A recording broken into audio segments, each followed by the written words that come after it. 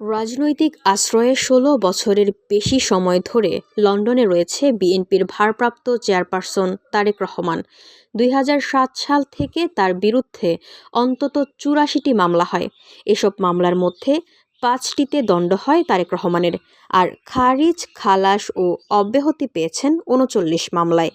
গতকাল রোববার খালাস পেয়েছেন ২১ আগস্ট গ্রেনেড হামলার মামলা থেকে। বিএনপি আশা করছে দণ্ডের বাকি ৪ মামলায়ও ন্যায় বিচার পাবেন তারেক রহমান। বিএনপির আইন বিষয়ক সম্পাদক কায়সার কামাল জানান, তারেক রহমান মিথ্যা ও সাজানো আরও ৪ মামলায় সাজাপ্রাপ্ত আছেন। রোববার যেভাবে ন্যায় বিচার পেয়েছেন, বাকি ৪টা মামলায়ও আশা করছি ন্যায় বিচার পাবেন। তিনি বলেন, তারেক রহমানের বিরুদ্ধে প্রায় ৮৪টি মামলা হয়েছে।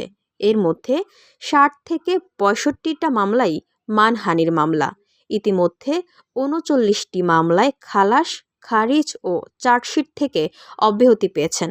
আদালত থেকে তিনি এসব মিথ্যা মামলায় ন্যায় বিচার পেয়েছেন। এর মাধ্যমে প্রমাণিত হয়েছে রাজনৈতিক উদ্দেশ্যে তারেক রহমানকে এসব মামলায় সাজা দেওয়া হয়েছিল। VOD Bangla news desk.